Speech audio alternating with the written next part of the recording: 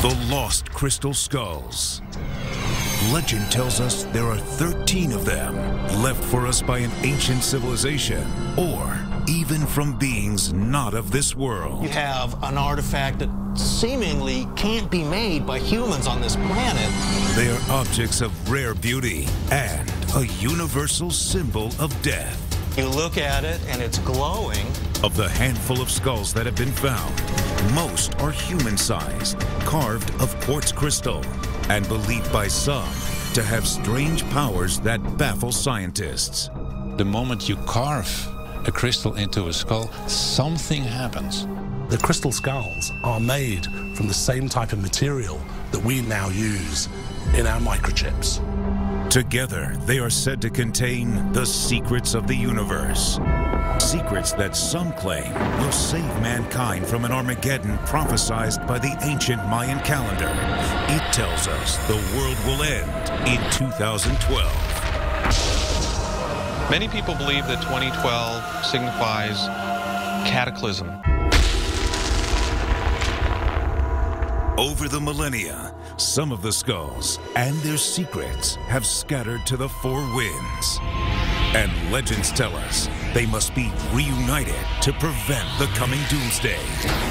With time running out, can we track them down? Our journey leads us from the jungles of Central America to a barrier reef loaded with sunken treasure, and all the way to the moon. The question, of course, in my mind was, did the astronauts bring it home? As Indiana Jones prepares to enter the kingdom of the Crystal Skull, join us in a real adventure. Wow, so that's what I wanted. I wanted to be able to say, hey, there's crystal here. With the clock ticking, can we track down the remaining skulls before it's too late? I feel that there's something underneath the ground here. Join us as we attempt to solve the mystery of the Crystal Skulls. Hello, I'm Lester Holt. This is where the mystery of the Crystal Skull begins, amid ancient ruins in the tiny country of Belize.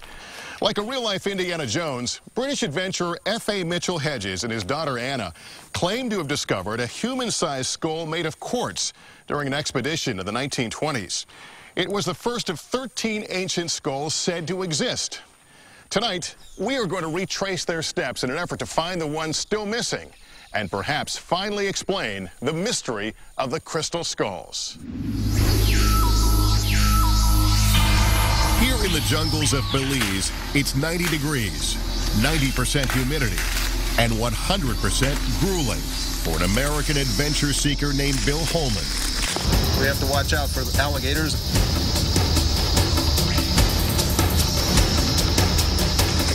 I feel that there is something here. Officially, he's trying to retrace the steps of a famous explorer. But little do the people here know, he's searching for his personal Holy Grail. He's going to track down a missing crystal skull. Yeah, this is an opening. This is a doorway, and I'm going to try to open it up and see what's down in this thing. There are several legends swirling around crystal skulls, and their origins are shrouded by the mists of time. Some say the crystal skulls were carved by Maya artisans and offered to the gods. Others say the skulls were created by an ancient and advanced civilization, like Atlantis. And there are those who believe the skulls are extraterrestrial objects, left here as crystal repositories of great knowledge. Now, although this might sound at first a little far-fetched, one has to remember that the crystal skulls are made from the same type of material that we now use in our microchips. And if you think of the amount of information that we now store inside a tiny quartz crystal silicon chip inside a computer, just think how much information might be stored inside a crystal skull. Only a handful of scientists have been able to examine the crystal skulls, and the results of these experiments are mixed. It's only increased the mystery and controversy surrounding the skulls, leading some to claim the skulls are fakes. The various crystal skulls not one of them has any real documentation as to where it came from. To classify these skulls is very interesting because science, which we're dealing with now, the sciences of anthropology and archaeology, they can tell us very little. Basically, you can't date crystal. Although there are thousands of crystal skulls in existence, some coming in spectacular shapes and colors, most of the experts we spoke to agree there are a total of 13 ancient crystal skulls. These skulls are thought to be thousands of years old. There is a general consensus that only 8 of the 13 ancient crystal skulls have been discovered, and this expedition has been launched to find one or more of the missing skulls. I feel that there's still a number of crystal skulls still left. I'm just kind of drawn to this place. If you haven't heard much about crystal skulls, you're not alone. They've occupied an obscure place in popular culture. They first appeared in newspaper articles in the late 19th century. Archaeologists began to study them soon after. By the mid-20th century, crystal skulls were on display in the British Museum, the Museum of Man in Paris, and the Smithsonian. A small number of books have been written about the skulls. And television programs like Stargate Atlantis have explored the legend behind these mysterious objects. This is incredible. All of that obscurity is about to change now that Harrison Ford fights the powers of evil to get his hands on a crystal skull in the new movie Indiana Jones and the Kingdom of the Crystal Skull. If there was ever a real-life Indiana Jones, then F.A. Mitchell Hedges would be him. He was tall, swashbuckling, a true adventurer. Here he is in the 1920s, hat on head and pipe in mouth, standing on the docks, watching as his boat is lowered into the bay. Soon he would be sailing off to British Honduras, now known as Belize, for an expedition. He really went out there into remote areas. He searched for lost cities. He lived with Indians in the jungle. He believed he was discovering evidence of Atlantis. And it makes a lot of sense that someone like him would ultimately come into possession of the famous crystal skull. His adopted daughter, Anna, says she found the skull while her father was excavating the Maya ruin known as Lubantun. Just before my 17th birthday, I went for a climb. And the sun was very, very strong. And I saw something shining back in my face. And I got very, very excited. So I went and told my father. And the following morning, before I got up, he had everybody getting to move the stones from the top of the building. And then when the hole was big enough, I was let down with 2 ropes and a light on my head and on my shoulder. And that's where I had found the crystal skull. But instead of giving the crystal skull back to the Maya, Mitchell Hedges is said to have spirited the skull out of the country. The year was 1924. 84 years later, this man, Bill Holman, is the keeper of the world's most famous crystal skull, an object so valuable he keeps it locked away in a safe in his hometown in Indiana. But as Bill travels from the United States to Belize, he is convinced that authorities there will seize the original skull if he dared to carry it across the border.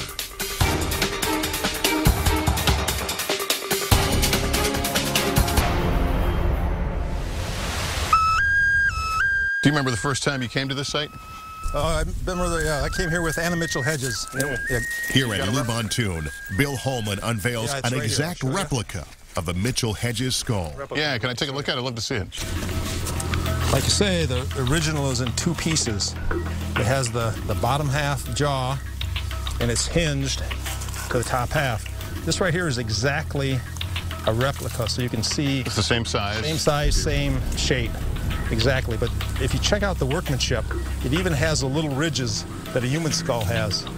And what do you say to those who just don't believe the story of how it was found? Well, you know what? I'm very happy with everybody's story. It doesn't bother me at all. I want, everybody to, it's good to have their opinion, Very few scientists have had a good look at the Mitchell Hedges skull. In the mid to late 1960s, Anna Mitchell Hedges loaned the skull to an art restorer, the late Frank Dorland. And just before she arrived to get it back, Dorland sneaked the skull into the crystal laboratories at the Hewlett-Packard Corporation. Dorland was able to immerse the crystal skull at the Hewlett-Packard labs in a special alcohol solution that was the same gravity as the quartz crystal itself. With that, they were shining lasers and special lights into the crystal skull to catch the faceting and the axis of the skull.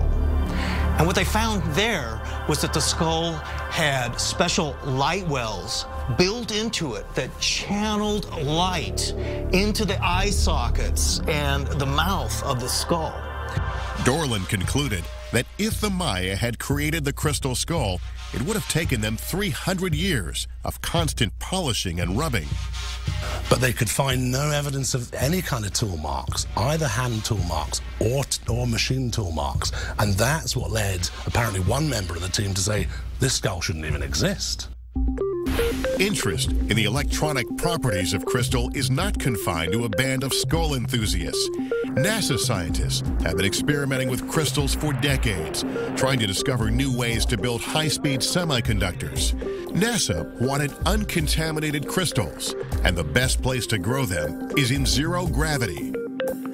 But there may be a darker side to these tests. There are things government deems so dangerous, it will not reveal them under pain of whatever. Richard C. Hoagland is a writer, researcher, and former NASA consultant. He sees a link between these NASA experiments and the tests performed on the Mitchell Hedges skull at the Hewlett-Packard labs. The optical properties of Mitchell Hedges indicate that someone was giving us clues that there's complexity here. It appears to me, from my reading of the analysis, that it was literally synthesized, fused together in a process that would have required zero gravity and maybe the deliberate growing of the crystals. The question Hoagland and others are asking is what kind of advanced civilization was capable of designing and carving a crystal skull? When it comes to crystal skulls, you get as many opinions as you have people. You know, everybody has their own opinion.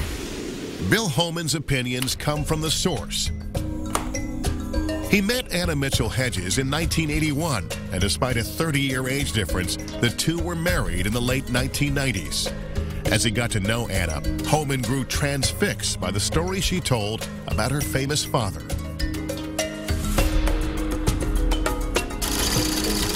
And we arrived in Belize, and we went into the jungle, which was very difficult.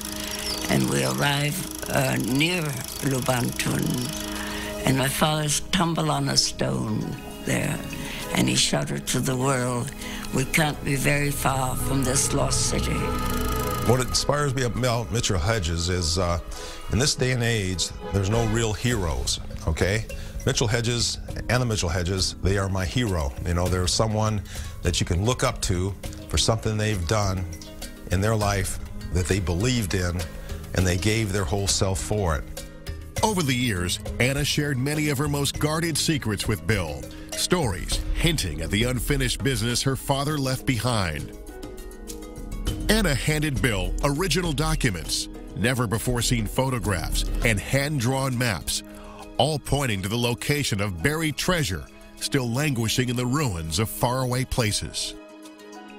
And then, before she died in 2007, Anna handed Bill her most prized possession, the crystal skull.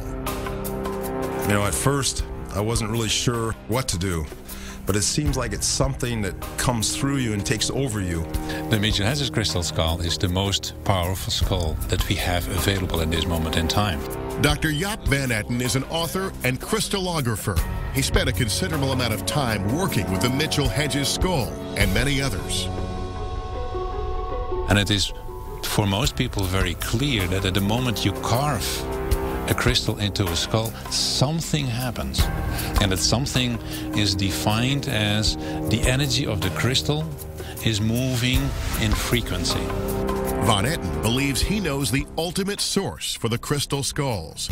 According to his incredible theory, Aliens placed the skulls directly on the intersections of what are called vortex lines, areas of the Earth where powerful gravitational energy exists.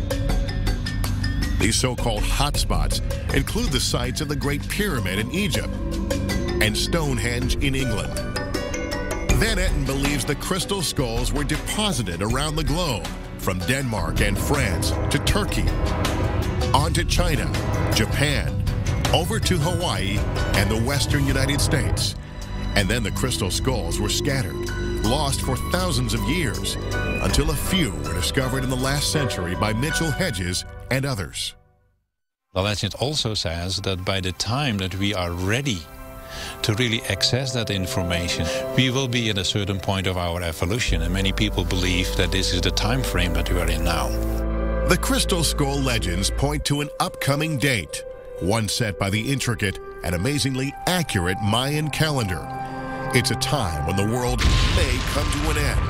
The date is December 21st, 2012. Many people believe that 2012 signifies cataclysm. John Major Jenkins is an expert of the Mayan calendar and the 2012 phenomenon. He is convinced the crystal skulls will be activated on that day, and they may prevent an apocalypse. The legend goes that the crystal skulls are reunited at the end of the cycle. We have to remember that skulls were symbols of death, and death is the portal to the other world. It's kind of a twofold thing, that humanity will awaken to the problems it's creating. And it's a time of warning also that if we continue on our current path, we will end up as skulls ourselves. That means the clock is ticking.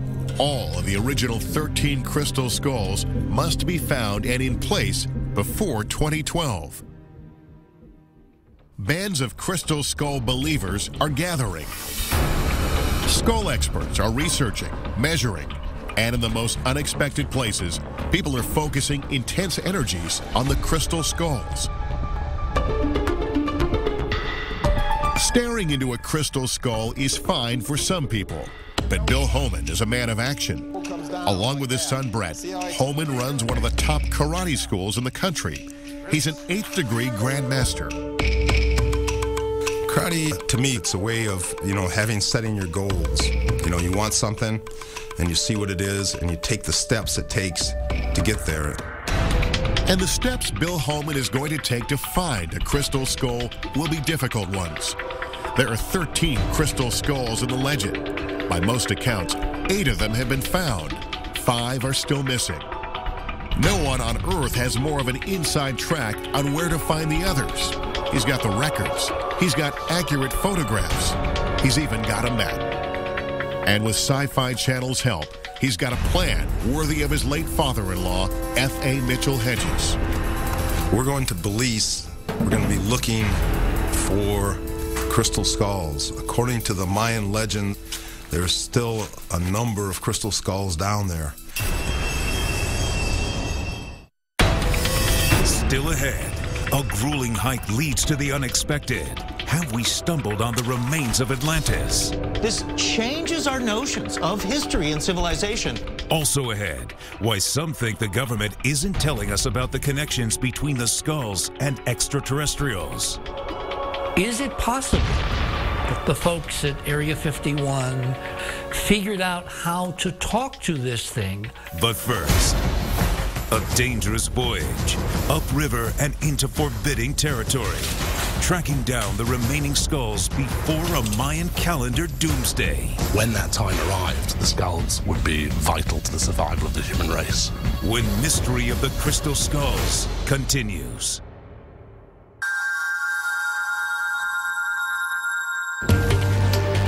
For Bill Homan, the race is on to find at least one of the missing ancient crystal skulls, a race to prevent a possible Armageddon. The quest is deeply personal. He's determined to fulfill the dying wishes of Anna Mitchell Hedges, who is said to have found the skull here in southern Belize in 1924. She always believed there were other skulls here. Good morning. Welcome to Putagora. Belize is a tiny country located between Mexico and Honduras, with a population of just 300,000 people. But at the height of the Maya Empire, millions of people lived and worshipped here. The Maya were, without any doubt, one of the preeminent civilizations of the New World. And I say this because the Maya were the most literate society in the New World. They recorded information, they wrote, they had books. And they built spectacular sites like this ceremonial pyramid at Altunha. It's beautifully restored, and you can see the skull images carved into the ancient rock. But most of the country is dense, tropical forests, an archaeological mystery waiting to be solved. Day 1. Bill's first mission is to explore the Maya legend that the Mitchell-Hedges skull was made here in southern Belize. He's determined to find a local source of quartz crystal. He heads to the tiny town of San Pedro, Colombia, just down the road from the Maya ruin Lubantun, where the Mitchell-Hedges crystal skull was found. Hello? Hey, I'm looking for Leonardo Akal. Have you seen him? You know where Anna he lives? Mitchell-Hedges says she worked with her father in this village. She told Bill that San Pedro should be his first stop if he ever decided to search for a crystal skull. And there was an old friend of hers that Bill should track down. His name is Leonardo Akul, and he's a key figure in the crystal skull legend. He's one of the spiritual leaders of the Mayan people, and he's been studying with all the old masters all his life. And also, his grandfather was on the expedition with Mitchell-Hedges. Anybody home? Is Leonardo here? Leonardo, how are we doing? How you doing? Pleasure. Good to see you. Leonardo is a direct descendant of the Maya. He appears to live a simple life. His wife cooks over an open fire pit, and animals roam freely in the yard. But this quiet, unassuming man reveals to Bill how the Maya came to possess the crystal skull. We call it Sakitok. That's the original name in Kekchi Maya language, Sakitok. Sakitok means crystal. As with all legends, there are differences. The Maya version, according to Leonardo, says the gods descended from the sky and handed a crystal skull to a mere mortal. This skull contained the secrets of the gods. Through prayer and ritual, the Maya were able to extract knowledge from the skull, and this is how they learned to craft the other 12 crystal skulls. The Mayas are just like us today, but they are more knowledgeable, they're wise, they're very intelligent. Since that time, the crystal skulls have been linked to Maya ritual. So here is the scenario that people might have seen. You're now walking into a Mayan temple, and the priests then guide you to the inner sanctum, and sitting on an altar, glowing among firelight and torches, is the famous crystal skull. And you look at it, and it's glowing. The so-called paranormal properties of the Mitchell-Hedges skull have intrigued researchers for decades. But until Anna Mitchell-Hedges died in 2007, the skull was strictly off limits. Bill. Hi. Glad to see you, Dale Walker. Oh, glad to meet you. It's really Bill Homan is trying to change all that. Weeks before he left for Belize, Bill arranged for some tests to be conducted with Dale Walker, one of the leading figures in the international crystal skull movement.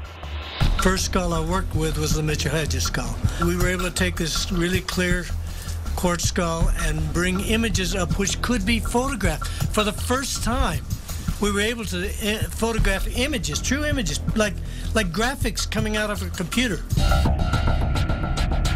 For Walker, the pictures were shocking. He believes he has captured fragments of ancient civilizations trapped in the crystal. He's even caught glimpses of what appear to be extraterrestrials. Walker has photographed hundreds of skulls since, but his life changed forever in 1987 when he came into possession of his first ancient crystal skull. I felt an energy that I had only felt before with the Mitchell-Hedges skull. It was an unusual feeling, sensation, led me to immediately think that this was a real skull. He's here today to test a hypothesis. What would happen if he placed his ancient skull next to the Mitchell-Hedges skull? Walker thinks when put in proximity, the skulls may actually create and transmit energy. He's brought along 2 contemporary skulls for control purposes. So that the 3 skulls surrounding it are in triangulation. This is called a tetrahedron energy grid. In order to test the level of energy released by the skulls, Walker positioned Bill Holman in front of each one. Okay. He recorded the scene with a thermal imaging camera, which measures ambient temperature. We know that quartz crystals are able to generate a bioenergy field within individuals. We think it occurs because they grow just like other biological objects do, like plants, animals, and people. To his amazement, Walker discovered that when touched by human hands, the skulls produce a form of energy which registers on the thermal imaging camera. When Bill places his hand on the table, the temperature registers a cool 62.4 degrees. But when Bill touches the Mitchell-Hedges skull, the temperature spikes to 82 degrees. For Walker, this is clear evidence that crystal skulls possess an otherworldly energy. The conclusion is simple. It's not heat that's transferring. It's transferring a type of energy that generates heat in the body. We keep coming back to the question, where did these skulls come from? Could Maya artisans have crafted these life-size replicas of human skulls? And if they did, where would they have gotten the large pieces of crystal? Well, some believe the answers lie right along these riverbanks.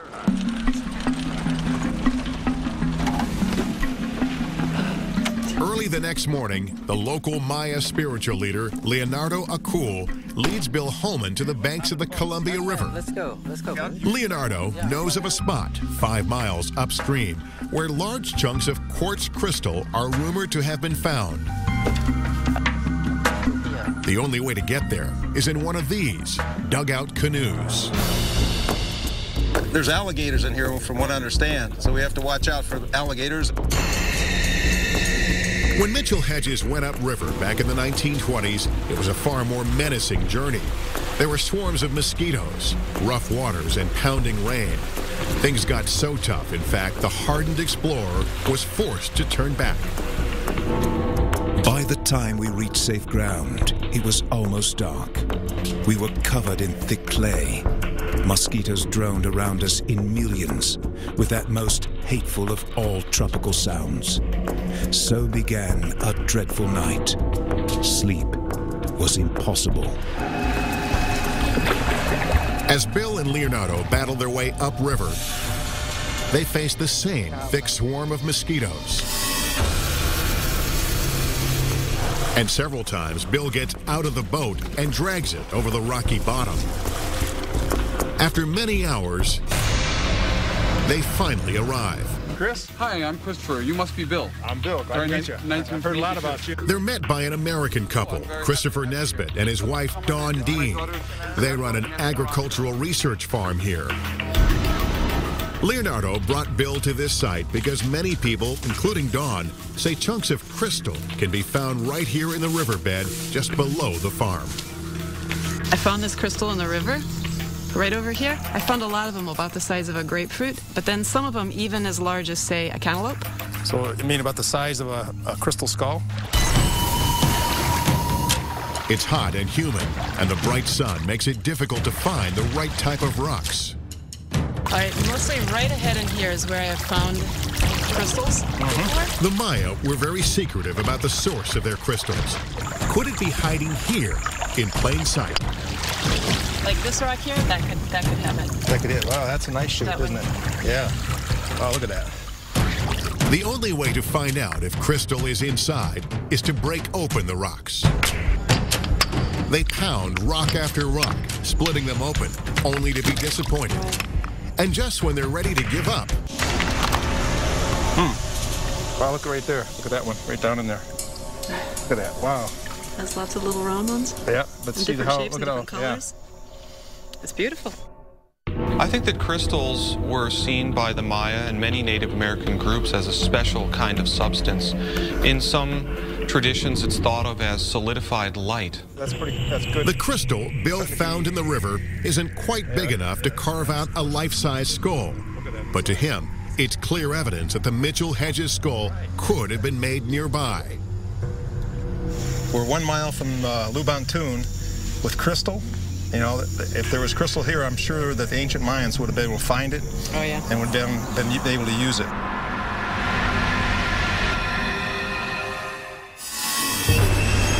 Coming up, cracking the secrets of the skulls. Will it explain a host of other ancient mysteries? The crystal skulls appear to be produced by a technology that we can't reproduce. Perhaps the answer is located far, far away on Mars. What we saw was a mesa that looked kind of like a quirky face. Back on Earth, finding an ancient Maya city. Or is it evidence of Atlantis? There's something underneath the ground here. When Mystery of the Crystal Skulls continues.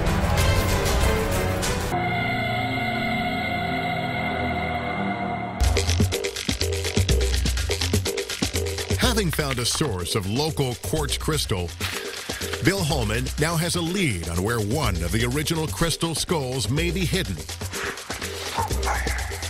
He's learned from his trusted Maya source, Leonardo Okul, that there's an abandoned ruin on this property. It's a site called Ushbantun. And according to Christopher Nesbitt, it's somewhere at the top of this mountain. It's probably a suburb of nearby Lubantun. And it's an area with a lot of terraces, housing terraces, house mounds. You can point at all the different hills over there, and they all have ruins on top of it. So up the hill they go.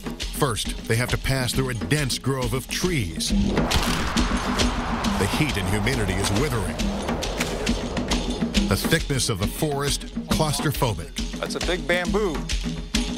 Even the ants here are mean and nasty. He's got a big head, very powerful jaw muscles. He's got spikes on his thorax that'll make you bleed, and he can cut right into your skin.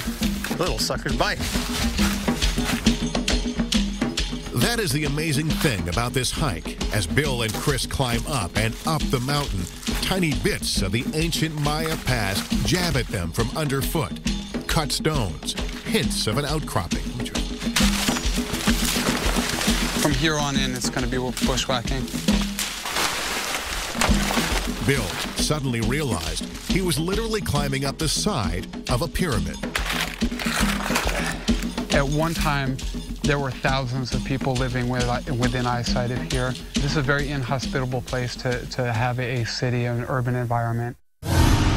Ushbantun is a logical place to search for a crystal skull, since it shares many similarities with Lubantun, the site where the Mitchell Hedges skull was said to be found. The curved edges there are rumored to be identical to those found at Lubantun. So is the manner in which the walls were built. Lubantun may be actually older than other Mayan cities. There's something special about it. It's near the coast.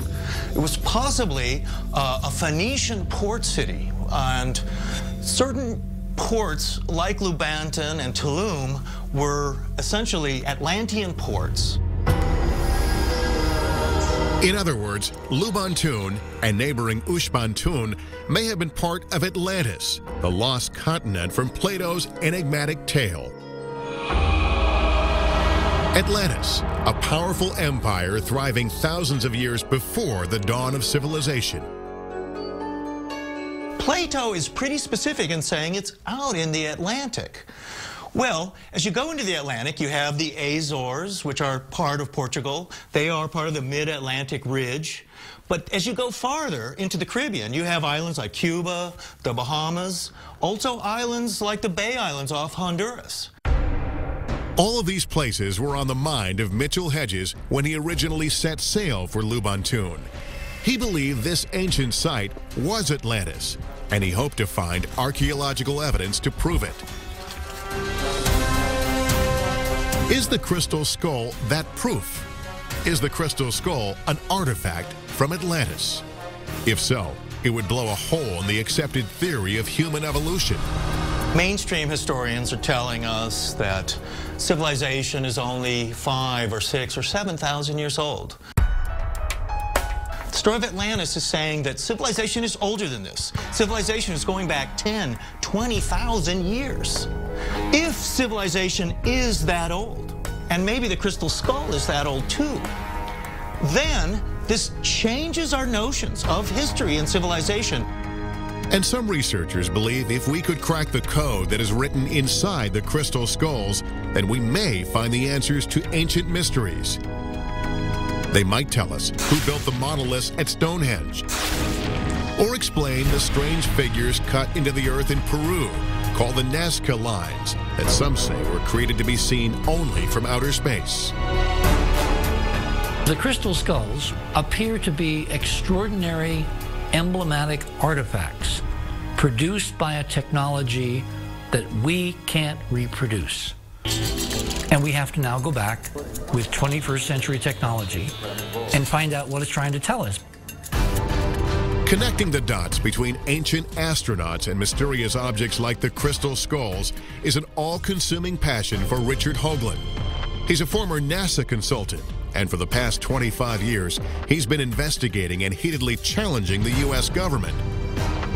His new book is titled Dark Mission: The Secret History of NASA. Ignition, liftoff. Hoagland began building his case after the 1976 Viking 1 mission, which went in search of life on Mars. And they were passing over a northern region, a northern desert of Mars called Cydonia. And they photographed this very strange looking thing. Well, what we saw was a mesa that looked kind of like a quirky face. That quirky face is now known as the face on Mars. The image created an international sensation. It was a humanoid face, indicative of a potential human civilization that had once lived on Mars, that had built amazing structures in its immediate vicinity that look eerily like pyramids. It's a mind-blowing theory. An ancient civilization thriving on Mars millions of years ago. Hoagland continued to study the face. As he did, he began to piece together a truly revolutionary theory. This face on Mars, 35 million miles away, may have been replicated by an ancient civilization on Earth. It has a left and a right half. The left half is feline. It looks like a lion. The right half is hominid. And we find on Earth, particularly in the Mayan cultures, we find all kinds of artwork where you have a fusion of two creatures. In the Maya world, mythology and astronomy go together, and various mythological deities represent astronomical features. So for the Maya, the Milky Way was thought of as the Great Mother in the sky, and the center of the Milky Way galaxy would have been her womb, the place of rebirth. Hoagland believes this ancient civilization was not confined to Mars. It probably was a solar system-wide civilization, in which case they may have also left stuff on the moon. And that stuff on the moon, claims Hoagland, was made of crystal.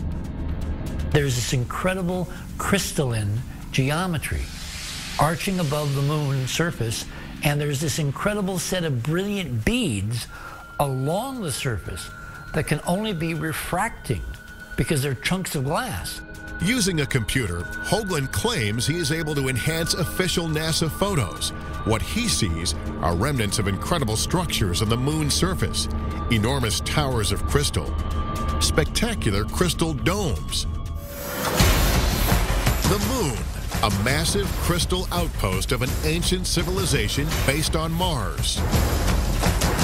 Then, Hoagland says, galactic disaster. Mars got smashed. Mars is a place which underwent an incredible, horrible catastrophe. The impact reverberated throughout the solar system, sending debris hurtling into the moon.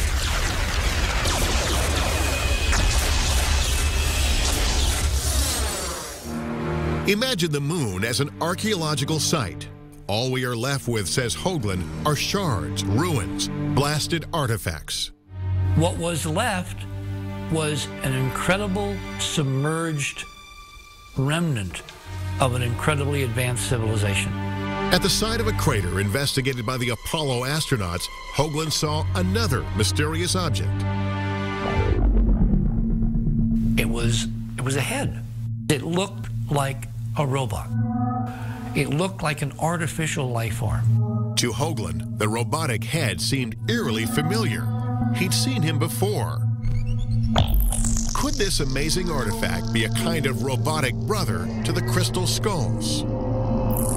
Imagine if you have an artificial life form which had a power source, which was killed, but whose head, brain, memory circuits, computer, whatever you want to call it, is in perfect preservation in a vacuum. The question, of course, in my mind was, did the astronauts bring it home? But if the astronauts actually encountered fantastic remnants of an advanced civilization, or perhaps even a robotic head laying in an ancient blasted crater, why hasn't NASA told the world? Hoagland believes NASA has sworn the astronauts to secrecy. And perhaps for good reason: national security.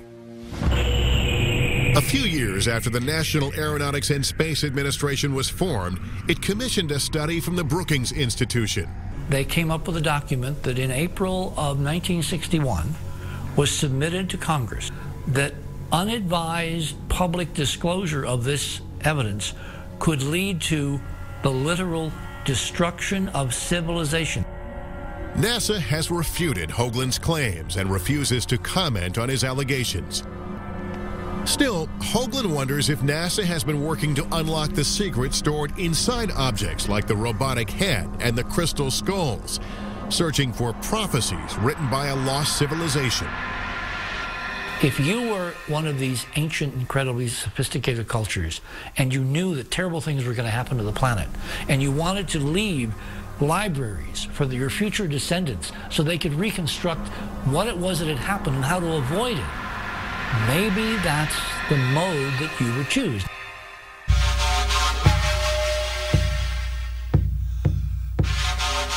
As incredible as Hoagland's theory is, it sounds remarkably similar to stories told in this small village in southern Belize. The legend tells us that the crystal skull is not made by earthly men like us here. It comes from an alien world. We say it's an alien because they are not like me and you. These aliens are from the different dimensional world. Whether guided by alien gods or earthly ambition, Bill Holman is nearing the top of the mountain. Underneath his feet is an ancient Maya pyramid, the lost city of Uxbantun. Didn't you say that some of the, like a king or some of their family might be in this area? The theory that I've heard from archaeologists is that a branch of the royal family lived here. As he neared the summit, Bill could feel the presence of the ancient Maya. It's around this time that most explorers start to think about the curse surrounding crystal skulls. There are some who say that perhaps the crystal skulls are cursed. In fact, Frederick Mitchell Hedges described his skull as the skull of doom and said that it had been used in ancient ceremonies to will death. Okay, Bill, well, this is about as far as we can go without actually hacking a new trail. I'll hand you off and let you go. According to Christopher, the top of the pyramid is up there somewhere. So Bill will have to hack and hack his way through the tropical forest. Finally, Bill stumbles onto something.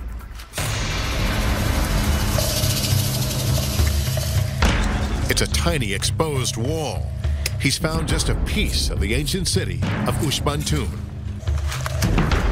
I feel that there's something underneath the ground here, especially when you can go around and you see the different openings and look in. You can see that it opens up into like a room inside. So there's more to it than just a pile of stones and rocks.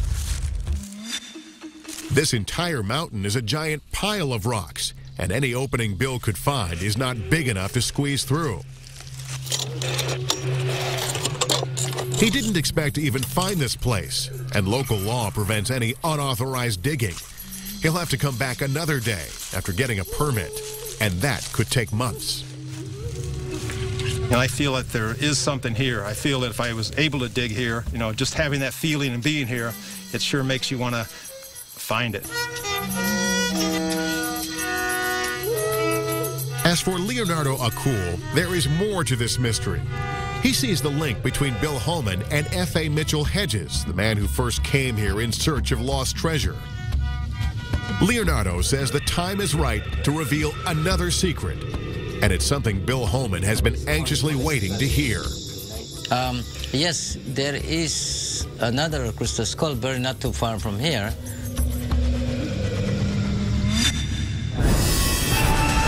In the next hour, we widen our search as the hunt for skulls brings us onto the high seas and a spot littered with buried treasure. We're going to go down and scour the area and see what we can come up with. But with underwater currents threatening, it's a little dangerous too. Things are about to get rough. And an ancient prophecy drives the mission. The Mayan calendar foretells cataclysm in the year 2012. They believe that the skulls are emerging now to change the course of humanity before it's too late. When Mystery of the Crystal Skulls continues.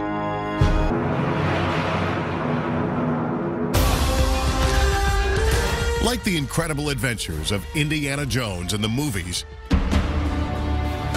real-life adventurer Bill Holman is on a mission.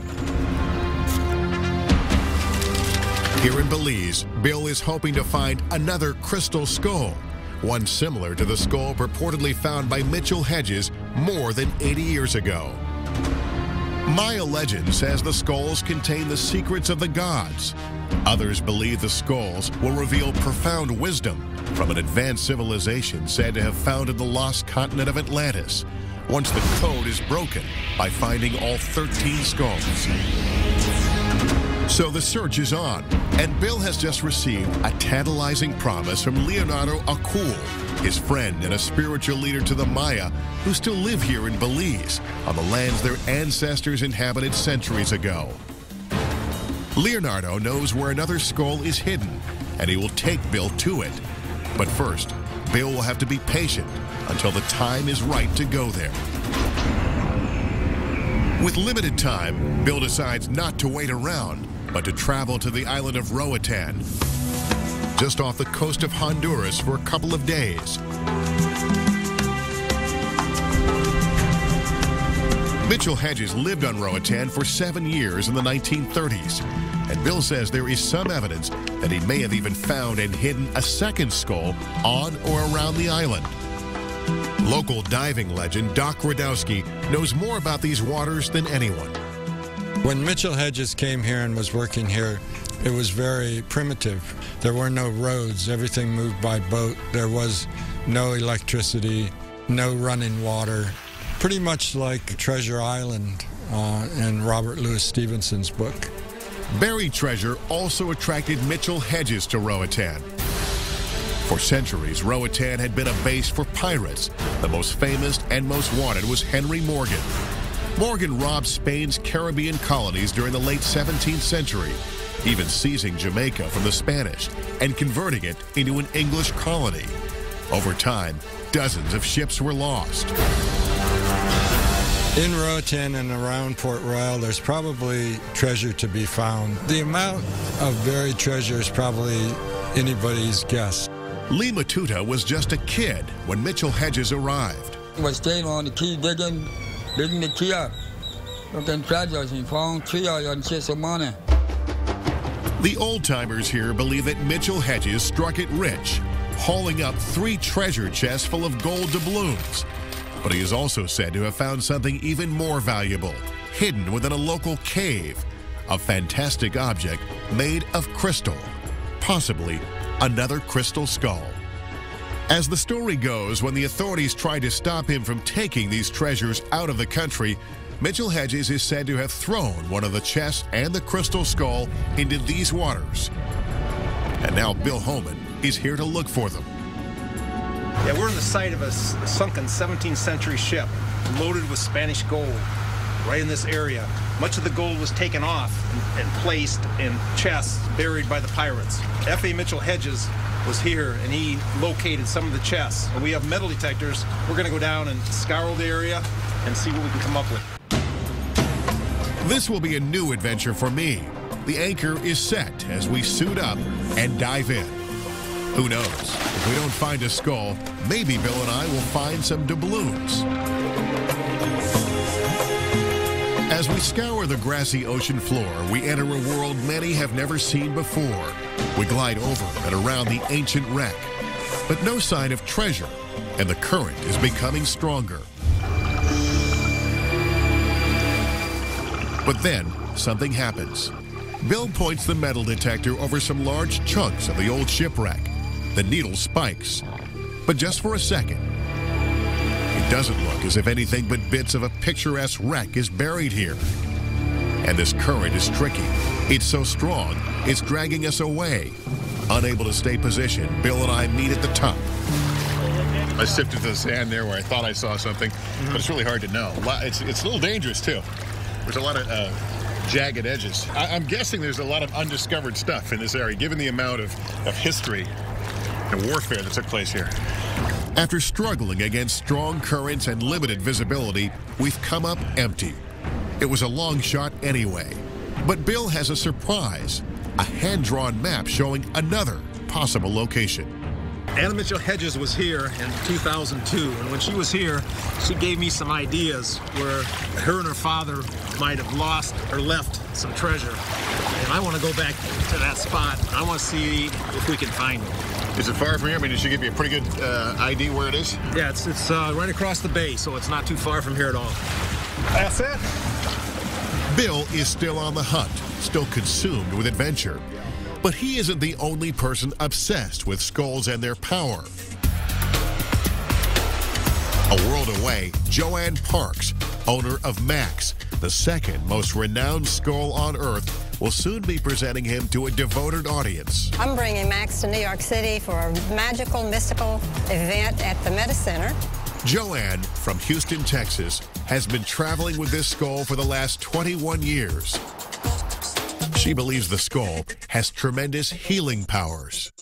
Max the skull came into my life through a major shift. We met a healer through our family medical doctor in 1973 when our 12-year-old daughter had been diagnosed and was dying of bone cancer.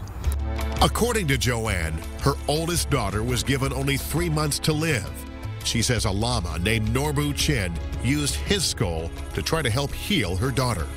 They would chant and talk Tibetan to the skull and claim they communicated with it. Between the monk's work, the creator's work, the skull's work, they did give her extension on her life for 3 years. She lived for 3 more years very well. Just before Norbu died, he gave Joanne his crystal skull. Since then, she has conducted numerous ceremonies with it. I want to welcome all of you to being here this evening and Joanne brings Max to people who want to draw support the skull's supposed spiritual and healing powers. Max did for me what no human could do. He helped tap into me and bring me out of a deep, dark pit, a 5-long-year deep, dark pit over the death of my daughter, and helped me to express myself through him. He's here to help people along on their own spiritual path in their own ways. Back in Honduras, Bill continues his own quest. He is anxious to see where the hand-drawn map given to him by Anna will take him. We're just off the shores of Roatan, and as best we can tell, where X marks the spot on the Mitchell Hedges map, the water here is about 30 feet deep and crystal clear. Perfect conditions to hunt the treasure Mitchell Hedges dropped overboard more than 70 years ago. Though the waters are clear from above as Bill dropped into them, visibility quickly becomes a problem. The current is stronger than before, and it's hard for Bill to get his bearings. And down here, he must be extremely alert. This area is known for its sharks. But nothing is going his way, and we quickly realize we have hit another dead end. Maybe it's just not our day. But Lee Matuta believes there's another reason Bill came up empty. The treasure is cursed. It is enchanted, sister. You can't get it. If you want that money, you got to break that enchantment. You either got to kill a rooster.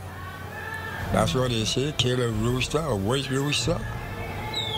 But you got to cut him, he neck off over the hole and let the blood drop down into the hole, and then you will get it. Enchanted or not, Bill has one more lead to follow before returning to Belize. Anna has also left him 2 photographs. One shows the entrance of a cave. The other is a picture of the hills and shoreline on the nearby island of Helene. Perhaps the treasure and skull are buried there.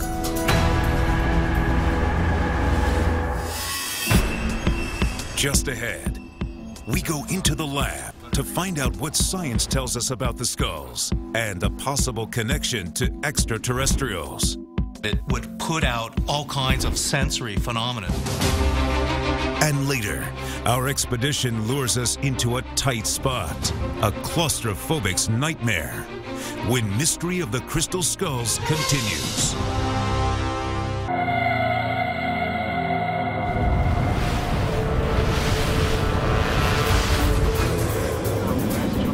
Bill Holman and I have been following Mitchell Hedges' footsteps. In Honduras, we dove for pirate treasure, and Bill tried to track down another lost crystal skull underwater. And he will soon be returning to Honduras to follow clues in a mysterious photograph left to him by Anna Mitchell Hedges, a photograph depicting the site of a cave where a crystal skull may be buried. Now, back in Belize, Bill continues his quest. We have returned to Lubantoon, the place where the Mitchell Hedges skull is said to have been found. And I have a few hard questions for Bill, hoping to get to the bottom of where the skull ultimately came from. You've come here with Anna before. She remembered pretty much everything. It's changed a little bit since, when she was here, they didn't have quite all the different pyramids uncovered and everything, but she was able to go through it and point out pretty much different things that they found and where they found them. Anna claimed that one day during the 1924 expedition to Lubantoon, she climbed to the top of a pyramid, looked down, and there, lying beneath the collapsed altar of a temple below, she spied a shimmering crystal skull. Now, the actual pyramid where she was lowered down into, that pyramid doesn't exist? Well, what they did is they've somehow taken it down. She said that it was a large pyramid, and they kind of took the top off of it. I never take anything for face value. I always try to weigh it out. She never wavered from what she said of finding it here. It left no doubt in my mind that she was here. She did find it. But were the Maya capable of making such an incredibly intricate object? I spoke with Dr. Jaime Awe, director of the Belize Institute of Archaeology. Do we know if the Maya worked with crystal? Oh, certainly. We have found crystal objects in some cave sites that I've worked in. So, yes, to the Maya, crystal was a very important, very interesting, very significant type of rock. Did they have the technology to create something like the crystal skull? I am totally convinced that the Maya were capable of producing these types of objects. Still, Jaime Awe doubts that the local Maya crafted the Mitchell Hedges skull. And though Anna Mitchell Hedges claims she found the crystal skull at Lubantoon, Awe and other researchers question her story. Anna does not appear in any of the published sources about Lubantoon. I don't know that she was ever there. Can you go out just a little bit? Sure. In fact, Jane Walsh, an anthropologist at the Smithsonian Institution in Washington, D.C., thinks she knows where it came from. Mitchell Hedges purchased the skull at Sotheby's in London in 1943.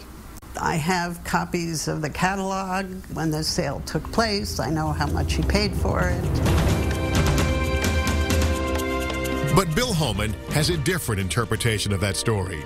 He says Mitchell Hedges had left the skull with a friend, and the friend's son had put it up for auction. When Mitchell Hedges heard about it, he rushed to Sotheby's. And Mitchell Hedges got there, but he could not get it out of auction because it already had been put in and it was already listed. so he had to bid on his own skull to get it back. In the past, Walsh has examined some of the most famous crystal skulls, 2 at the British Museum and 1 in the Smithsonian's own collection. Welcome back. Using an electron microscope, she first took images of an ancient stone carving. She says that the ridges look rough and irregular because the artists used primitive tools. Essentially, pre-Columbian carving, Maya, most or if not all Mesoamerican people use stone and abrasives to carve. Now, look at this image taken of one of the skulls. Notice the perfect parallel ridges. Walsh believes these marks appear to have been made from a diamond rotary saw. That would indicate that the skulls could not have been made before the late 1800s. To learn more about the possible age of the Mitchell-Hedges skull, Bill Holman brought it to Jane Walsh for testing at the Smithsonian. I took some silicone molds of some of the carved elements of the skull, which I later looked at under a scanning electron microscope. They indicated to me that it was carved using quite modern equipment and high-speed polishing tools, and certainly not consistent with the story that it's pre-Columbian. So does this mean the Mitchell-Hedges skull is not one of the purported 13 ancient skulls? Not necessarily. Some crystal skull experts see those same tool marks as evidence that a civilization vastly superior to our own must have made them. And they mention other scientific tests that disclose some incredible characteristics. Remember the Hewlett-Packard laboratory test done by Frank Dorland in the 1970s? In that examination, the reported properties of the Mitchell-Hedges skull seemed miraculous, almost otherworldly. Frank Dorland, who studied it for Hewlett-Packard, actually came to the conclusion that the skull might well be over 12,000 years old. And what he found about the crystal skull completely amazed him. He found that it would put out all kinds of sensory phenomena, from sounds to smells, and that particularly the skull would actually glow and light up at certain times. And they also discovered that the skull was made from a particular type of quartz known as piezoelectric silicon dioxide, which we now use in all our electronic devices for information storage and communications. So maybe there's something in the original legend that said the skulls are containers of great knowledge or means of communication between the worlds. So think of it as a kind of a solid-state CD, a three-dimensional CD, and the optical properties of Mitchell-Hedges indicate that someone was giving us clues that there's complexity here. You should preserve this, you should iconize it, you should worship it, you should keep it safe until you have evolved the technology to read what it says. One of the most interesting things that some people say they've seen inside a crystal skull is the image of a UFO.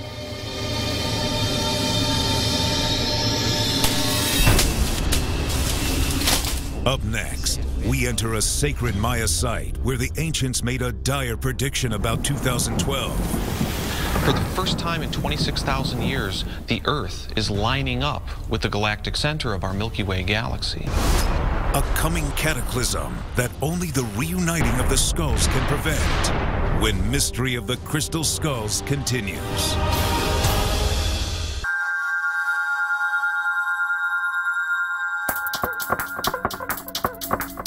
Several of the most famous crystal skulls have been examined, yet more questions have been raised than answered. Anthropologist Jane Walsh believes the Maya were not capable of fashioning crystal skulls. Other researchers say the skulls could even date from the time of the legendary Kingdom of Atlantis, over 10,000 years ago. First mentioned by the Greek philosopher Plato, Atlantis was purportedly a mighty power that conquered much of the known world. Plato said it was located somewhere beyond the Pillars of Hercules. Supposedly, the Atlanteans had a very high technology. They built giant ships. They built giant cities and ports and things like that. They would have been able to work with crystals and create crystal skulls. But ultimately, the story of Atlantis ended in tragedy. At the height of its powers, Atlantis is said to have sunk beneath the sea in a day of terrible cataclysm. Where did they go?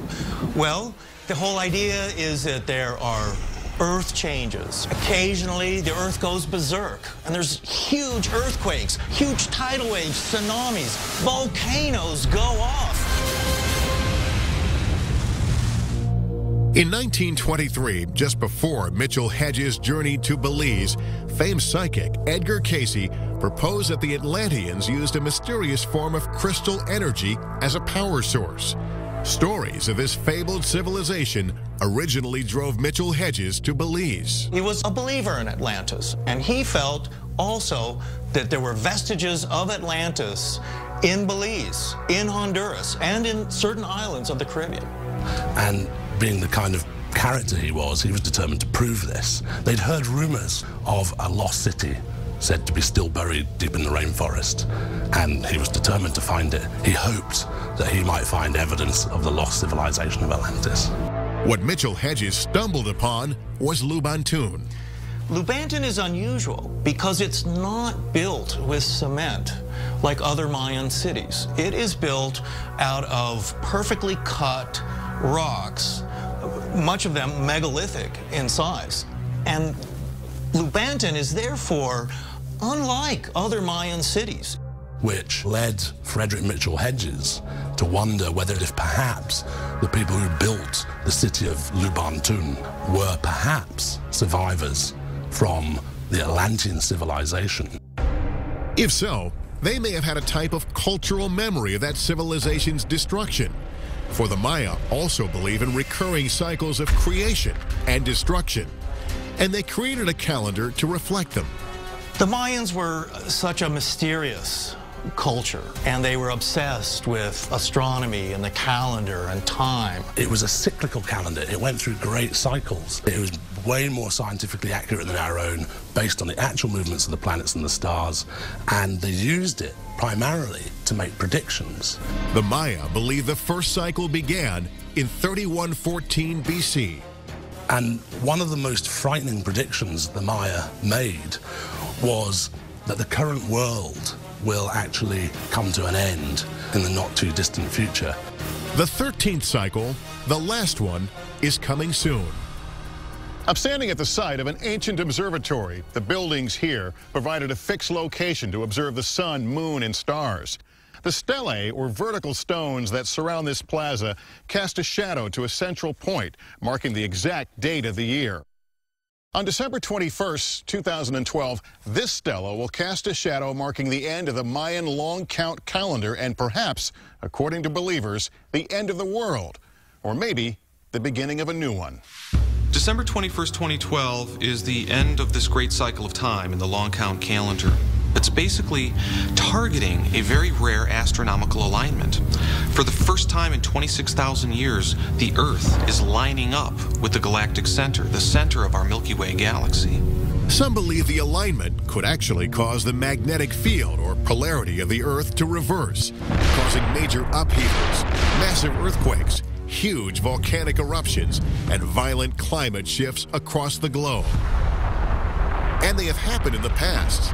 Scientists say the last reversal occurred about 790,000 years ago.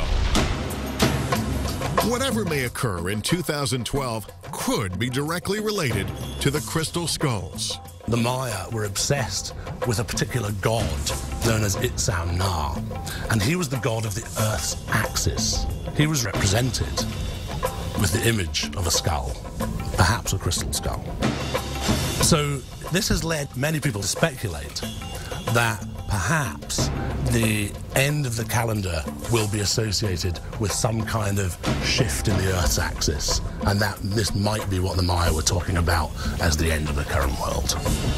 But according to an ancient legend, this doomsday scenario can be prevented if all or most of the original 13 crystal skulls are reassembled and their awesome powers released. The galactic alignment is going to set these crystal skulls resonating. They don't all have to be uncovered in order for this to happen. So we might actually find that some of them will start announcing their presence. Could there be any truth to this tale of doom or deliverance? Can inanimate crystal hold any powers? A couple of weeks before Bill left for Belize, he decided to put those powers to a test. He journeyed to Sedona, Arizona, a place famous for its red rocks and as being a source of unknown and mysterious energy. Bill is here with the actual Mitchell Hedges skull, not the copy, to see if it has any special properties. Being in Sedona, you're in one of the most beautiful places in the world, and the energy here is very, very special. And they have these different vortexes all through the area.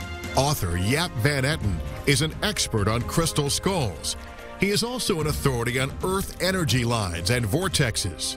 Jaap has invited Bill to Angel Valley Ranch, a potent vortex site. So we're going to go set the crystal skull in the center of it, and we're going to do a ceremony that activates the portal at that point. It's supposed to send the energy through the world. We believe that the crystal skulls work through the different earth energies, through the different grid systems of the earth. So by going to places of power and activating the skull, we activate those grid systems. We are with 12 people, and the Mitchell Hedges crystal skull is considered to be the 13th. So we represent, you can say, within this ceremony, the 12 other skulls. We will literally represent the energies and draw them in to the best of our abilities.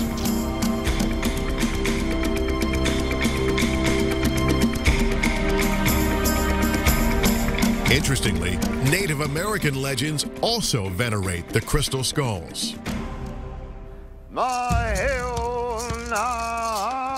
The Native American version of the legend says that there are 13 planets in the universe that are inhabited by human life, and that there is one skull for each of these planets, and a 13th skull that will one day connect all the various elements of the human race that are spread across the cosmos. And in an example of art imitating life, the cosmology and myths of the Battlestar Galactica television series also mesh with those of the Native Americans. There's a 13th colony of humankind, is there not? Yes. The scrolls tell us a 13th tribe left Cobol in the early days. They traveled far and made their home upon a planet called Earth. Just ahead, a tip on another skull leads us to a remote island and into treacherous territory. Also ahead, why some say the skulls are at the center of a government conspiracy of silence. Can we learn the truth before the Maya doomsday of 2012? It's a time of warning that if we continue on our current path, we will end up as skulls ourselves. When Mystery of the Crystal Skulls continues.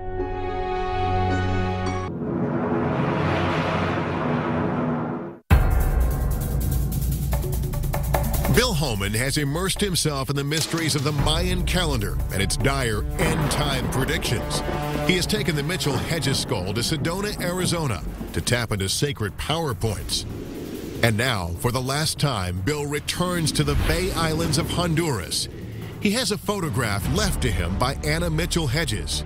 It could lead him to the location of a lost crystal skull. Just to the east of here is the island of Helene, which is almost as wild today as when Morgan the pirate sailed these waters. It's a place also known for its many caves, and in one of those caverns, Mitchell Hedges is said to have hidden another crystal skull. That idea keeps driving Bill forward. And it was made of pure crystal. It was enchanted by the natives. They said it was enchanted, so they left it down there and they reburied it in a different location. So it's still down there. Anna gave Bill two photographs taken by her father in the 1930s. One is of the coastline. The other depicts an entrance to the cave he desperately wants to find. There's a lot of people you can meet down there, and they have the stories. And we're going to meet the right people, and they're going to be able to bring us to some of these treasures and these things that are still down there. One of those people is local caving expert Ron Ryan. Bill has given Ron the photo of the coastline. hoping Ron may be able to identify the area and lead Bill to the caves nearby. We navigate between the mangrove swamps and the shore, and finding the spot is harder than it looks. It's been more than 70 years since the picture was taken, and almost everything has changed. We're looking for caves. Most of the caves seem to be right in the middle of this ridge. Okay. Right in the middle of the hills right there. So if there is a cave, it'd be right there. Ron finally thinks he's found it. Looks like a rock right there. Amazingly, he's at the exact spot depicted in the photo taken by Mitchell Hedges in the 1930s. Gotta be it. There's a hill right here. It just goes up. My God. But as Bill prepares to go ashore, there is resentment brewing back in Belize. My personal belief is that crystal skull should be brought back to Belize, and either they put it into the museum or maybe displayed by Lubantun, where it is found. And I think its rightful owner is the Mayas. So I think it should be back in its right place. I should think it belongs to Belize. That's my idea. I think it should belong. Whatever from here belongs to here. It's property of Belize, and I think it probably should be returned back home. And the time for that return may be approaching quickly, for many believe it is critical for the skulls to come together as soon as possible. The native elders refer to the period of time that we are now entering as the time of the awakening, or the time of warning. So they believe that the skulls are emerging now to help us awaken, to help to warn us that we must change the course of humanity before it's too late. And if the conspiracy theory involving NASA has any truth to it, the U.S. government may be on the hunt too. We will build new ships to carry man forward into the universe, to gain a new foothold on the moon, and to prepare for new journeys to the worlds beyond our own. On January 14, 2004, President Bush declared that the United States would set up a space station on the moon by the year 2015. Richard C. Hoagland thinks our renewed interest in the moon has to do with his theory that Apollo astronauts found a robotic head on the moon that may be related to the crystal skulls.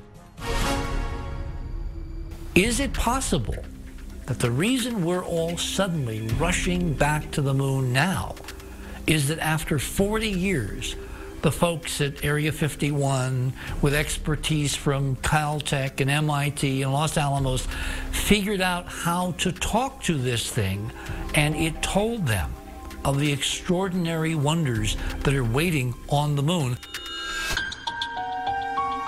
Meanwhile, back in Honduras on the island of Helene, and with the pressure on, Bill Holman and Ron Ryan think they're close to the underground caves that may contain a crystal skull. There's an opening up high.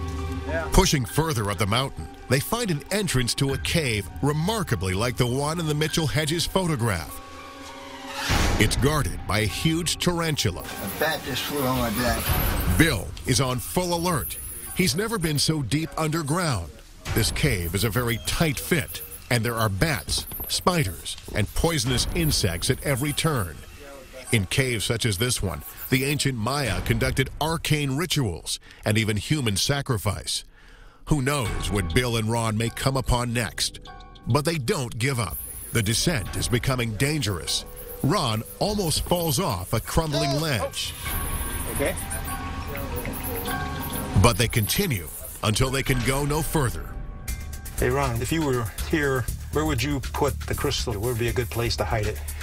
Well, I'd probably go down the smallest, deepest hole I could find, and where I'm standing here is actually, I can see down this hole over here quite a ways, but boy, I couldn't get in there. And probably if I really wanted to hide it, I would have put it down in that hole and then just buried it again. But if there is a hole below, it's almost impossible to get to it. The entrance is sealed over. It's solidified in there, so it's almost like somebody poured cement on top of it. So, I mean, that would be a perfect spot to hide something like that. If something is hidden, there is no way to get to it without blowing a hole through the rocks with dynamite. And that approach could destroy the site completely. Basically blasting, getting underneath this floor here. Strange as it seems, there may be another reason not to continue. Like the buried treasure in Roatan, if there is a crystal skull here, Bill half-jokingly believes it actually may have a curse upon it. They said it was enchanted. That's why they left it here. And maybe the gods are putting protection on it. What do you think? I would believe that. I would think so. It probably belongs here, and that's where it wants to stay. Bill once again returns to Belize and to his friend Leonardo Acul. Because Leonardo trusts Bill and throughout this adventure has found him worthy, he is about to reveal an incredible secret to him. There is a sacred ancient place, a holy site known only to the Maya of this region, a place that holds an ancient crystal skull. This will truly be Bill's last chance.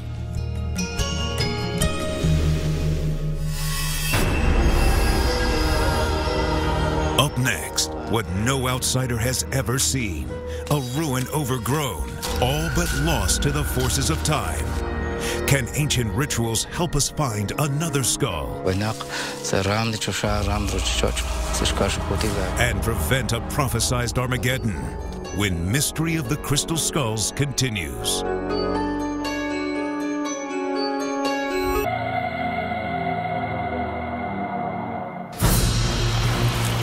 It's Bill's last day, and though he has come up empty after crawling through dank and dangerous caves, things may be about to change.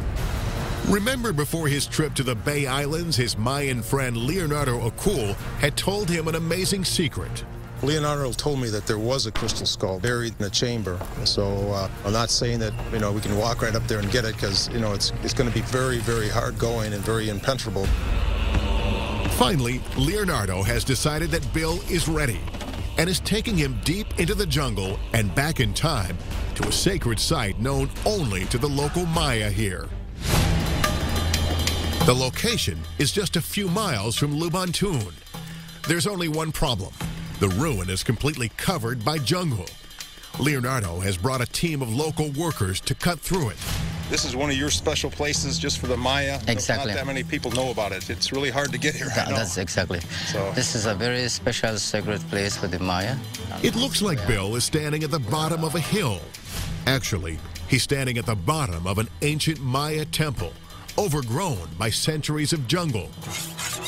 Local legends say that here, the Maya prayed to crystal skulls and used them in special rituals. Apparently, when an old medicine man was getting too old to carry on his work, they would lie down with the crystal skull and put their hands on it, and a young apprentice who was appointed to take over from the medicine man would kneel over them and put their hands on the skull. And during the ceremony, while rites were being chanted, the old one would pass away and all their knowledge and wisdom would be passed through the crystal skull to the young apprentice. As they near the site, Leonardo gathers incense made from the bark of a sacred tree. It will be used in a purification ceremony. It's an incense that it's very powerful, that is more revered as the food of the gods, and they are around us, they are here. And in a way, it's a way how to communicate directly to the dimensional word of God. They continue the climb, but it's getting tougher. The humidity is staggering. Finally, they reach the top. Below them, the valley spreads out to infinity. The skies above lead to their gods. This spot, steeped in potent ancient mysteries, is revered by the local Maya. To them, this may be the holiest site in Belize. And though we can only see a tiny portion, barely revealed beneath the encroaching jungle lies an ancient and sacred stone altar, one never before seen by Western eyes. We are standing on the sacred Mayan site and the area where most of the ceremonies have been done here. Leonardo marks the occasion by reciting an ancient Maya prayer. This place is the holiest ceremonial center of this ancient Maya. This circle is made in the form of a cross. The north, the south, the east, and the west. This site here is one of the most holiest areas. It's similar to the Garden of Eden that we heard in the Western world. Leonardo believes that beneath them, somewhere within this pyramid, there is another crystal skull resting in a secret chamber. The energy is here. The energy, yes, yeah. I'm sure. You can feel it, a very holy place. Bill feels that he has come close to finding a lost skull hidden somewhere below him. In the movies, Indiana Jones might actually dynamite the site to gain entrance to the temple below. But here, Bill is stymied by the impenetrable jungle, stone walls, and strict laws protecting archaeological sites.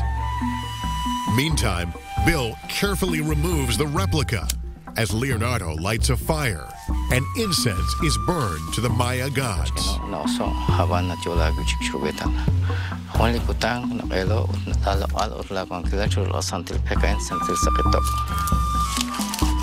Inspired by the moment, Bill decides the time is right to give Leonardo one of his most precious possessions, a perfect copy of the Mitchell-Hedges skull.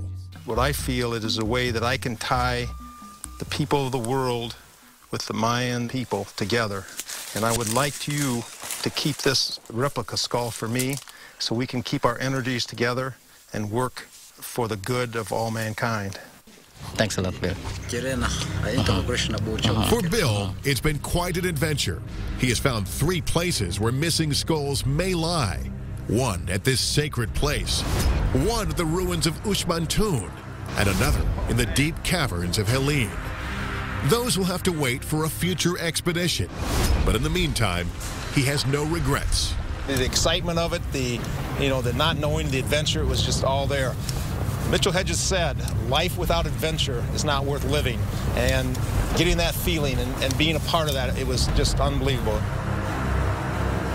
Our search for the truth behind the crystal skulls ends where it began, here in Lubantun, site of where the first crystal skull was allegedly discovered. Are the skulls ancient Mayan artifacts or 20th century fakes? Could they have been left behind by a highly advanced Atlantis civilization, as Mitchell-Hedges believed? We found evidence supporting each theory, but the real tests may come in 2012 with its threat of an apocalypse. And as each Indiana Jones movie ends with a cathartic scene of the sacred powers of a relic unleashed, so too may the powers of the crystal skulls be unleashed for good or evil. And if an apocalypse of earth-shattering proportions will finally engulf the world in 2012, as the crystal skull legends predict, then the Maya have named this place appropriately. For in the Maya language, Lubantun means the place of the falling stones.